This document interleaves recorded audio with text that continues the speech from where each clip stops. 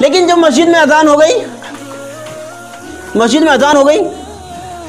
सैकड़ों लोग होते हैं, उनमें से एक भी नहीं आता मस्जिद में। सैकड़ों में से, दो चार में से नहीं, सैकड़ों में से कोई एक आध भी मस्जिद में नहीं आता।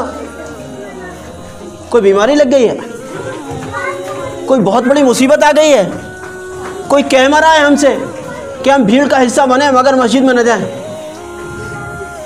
याद रखिए एक बात, बहुत अच्छे से सुनिए। मैं जानता हूँ बड़ी मुश्किल से सुनते हो आप मुझे। इतनी कड़वी कौन सुनना पसंद करता है? आजकल औलाद अपने बाप की तो सुनती नहीं, तुम मेरी क्या सुनोगे? हमारी शिकायत सिर्फ नमाज को लेकर है और बुराइयों को लेकर है। बुरे कामों से बचो, नमाज पढ़ो, फिर आप अच्छाइयों के दायरे में रहकर कुछ भी करो, बहुत अच्छी बात, बहुत अच्छी बात।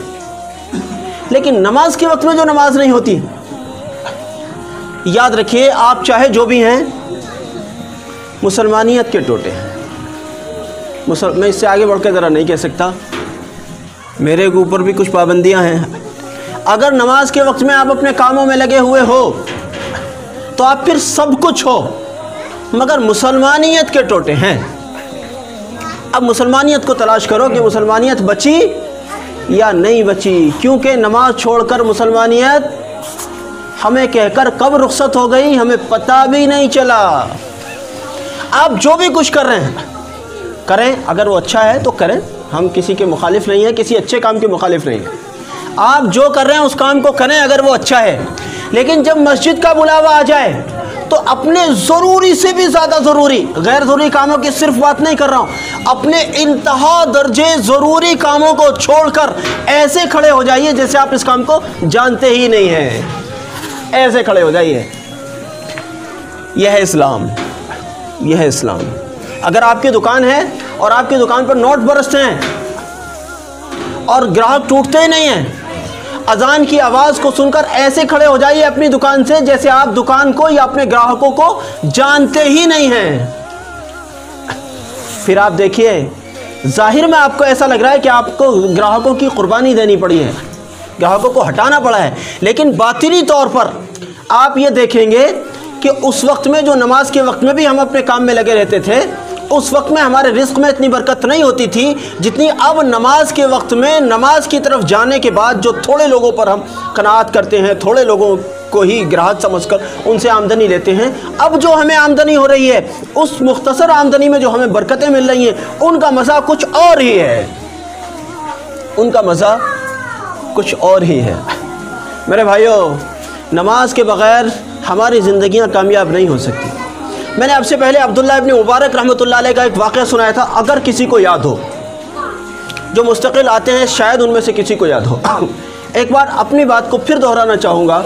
हज़रत अब्दुल्लाह इब्न मुबारक रहमतुल्लाह अलैह एक बहुत बड़े अल्लाह वाले थे और वो सामने की छत पर रात को तहज्जुद पढ़ते थे। उनके घर के सामने एक लोहार का घर था। लोहार अपने घर पर ही, उनकी दुकान वगैरह भी थी, जो भी था, मतलब जो भी उस वक्त के लिहाज से निज़ाम था। अब जैसे अब साइज़वार लोहा कट के आता है फैक्ट्रियों के अंदर से, मशीनरी के ज़रिए से, पहले ऐसा तो होता ही नहीं था। मोटे मोटे लट्ठे होते थे, उनको पता नहीं अल्लाह जाने कितने कितने घंटों में वो गर्म करते होंगे। अब तो गर्म करने का भी मशीनरी सिस्टम है, वो उस टाइम में वो भी नहीं था। देसी कोयले दहकाकर वो गर्म करते होंगे। एक तो लोहा साइज़वार नहीं है, ऊपर से गर्म करने का ऐसा सिस्टम नहीं। वो लोहार बेचारा पूरे दिन उस मोटे से लोहे को गर्म करता था और जब उसे आयरन पर रखकर उस पर हथौड़ा बजाता था, अगर अजान की आवाज़ आ जाती थी और वो लोहा जिसको पूरे दिन में गर्म किया है, बड़ी मुश्किल से वो गर्म हुआ है, अगर उस लोहे के पीटने के वक्त में अजान की आवाज़ हो गई तो यूँ लिखा है कि अगर हथौड़ा उठा हुआ था तो ये उठा हुआ हथौड़ा भी लोहे पर नहीं पड़ता था। उठा हुआ हथौड़ा भी, कि जब तो उठा हुआ ये, चलो इसको तो मार लूँ आखिरी बार, नहीं, ये उठा हुआ हथौड़ा भी लोहे पर नहीं पड़ता था, बल्कि लोहे के अलग पड़ता था कि अब अजान हो गई है, अब लोहे का नहीं, अब अल्लाह के घर का वक्त है। एक चीज़। दूसरी चीज़, जब ये लोहार रात में सोया करते थे अपनी खटिया पर, अपनी चारपाई पर, सामने देखते थे छत पर हज़रत अब्दुल्लाह इब्न मुबारक रहमतुल्लाह अलैह कि ये बुज़ुर्ग हस्ती तहज्जुद पढ़ रही है, ये अल्लाह वाले भाई अल्लाह वालों की तहज्जुद ऐसी नहीं होती जैसी मेरी आपकी होती है कि भाई 2 रकात पढ़ी और माशाल्लाह तहज्जुद हो गई, वो भी पढ़ी नहीं पढ़ी। अल्लाह वालों को तो ये नहीं पता होता कि क्या घंटे की तहज्जुद होगी, क्या घंटे की तहज्जुद होगी। वक्त होता तो मैं सुनाता एक अल्लाह वाले की बात आपको। बहरहाल अब वो उनको देखकर जब वो चारपाई पे लेटते थे यूँ कहते थे या अल्लाह मेरा काम बड़ी मशक्क़त का है, अगर मैं इतना थक जाने वाला काम न करता तो अब्दुल्ला इब्न मुबारक की तरह अल्लाह आपके सामने मुसल्ले पर खड़ा हुआ करता। अपने अपने वक्त पर दोनों का इंतकाल हो गया। अब्दुल्ला इब्न मुबारक रहमतुल्लाह अलैह को किसी ने ख्वाब में देखा, पूछा क्या बनी? कहने लगे अल्लाह ने फजल फरमा दिया, माफ़ कर दिया, मगर मैं उस लोहार से आगे नहीं बढ़ सका, उस लोहार से आगे नहीं बढ़ सका। लोहार का अमल क्या था? 2 अमल बताए ना मैंने। एक तो लोहा बड़ी मशक्क़त के बाद गर्म हुआ और उसके बाद अगर हथौड़ा उठा हुआ है, अजान हो गई है, तो वो हथौड़ा लोहे पर नहीं गिरता था, अलग गिरता था। अब बस नमाज का वक्त है। और दूसरी बात, अब्दुल्ला इब्न मुबारक रहमतुल्लाह अलैह को देखकर कहते थे या अल्लाह अगर मैं भी ऐसा होता कि मैं भी फारिगुल बाल होता तो अल्लाह मैं भी ऐसे खड़ा होता जैसे ये खड़े होते हैं तेरे सामने, अल्लाह मैं भी ऐसे खड़ा होता। अब्दुल्ला इब्न मुबारक इतने बड़े बुजुर्ग होने के बावजूद लोहार की इन 2 नीयतों ने, एक अमल ने और एक नीयत ने, इतने बड़े बुजुर्ग को पीछे पिछाड़ दिया। हम समझते हैं कि इन ग्राहकों, दुकानों, काश्तकारियों, खेल कूद, ये वो, इन सब के पीछे हम नमाज को छोड़ देंगे, हम कामयाब हो जाएंगे। जब अब्दुल्ला इब्न मुबारक उस लोहार से आगे न बढ़ सके इतने बड़े बुजुर्ग होने के बाद, तो मैं जो जुम्मे 8 दिन में एक नमाज पढ़ने अगर आता हूँ तो मैं कैसे आगे बढ़ सकूँगा अल्लाह वालों से। इसलिए भाइयों, आप जहाँ भी हैं, जिस भी शोबे में हैं, अगर आपका शोबा हलाल है तो मुबारक है आपके लिए, अगर हलाल नहीं है तो आपको छोड़ना ही होगा। अगर हलाल शोबे में रहते हो उस वक्त भी नमाज का एहतमाम करो। ठीक है भाई।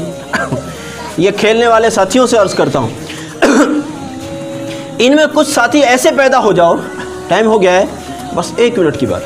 खेलने वाले साथी अगर यहाँ कुछ बैठे हों, उनसे बहुत मोहब्बत के साथ अर्ज़ करता हूँ, ये 2-4 साथी में ऐसे पैदा कर लो आप, जो नमाज के वक्त में बस नमाज पढ़ो। आपका खेल, हम तो खेल वालों को बड़ा सपोर्ट करते हैं क्योंकि खेलने से वर्जिश होती है, जिस्म बनता है, और हमारे बच्चों को खेलना भी चाहिए। माशाल्लाह बहुत अच्छी बात है, आपके खेल में अल्लाह बरकत दे। बस अपने खेल को नमाज के साथ जोड़ लो। नमाज की शिकायत ज़रूर है, खेल बहुत अच्छी बात है।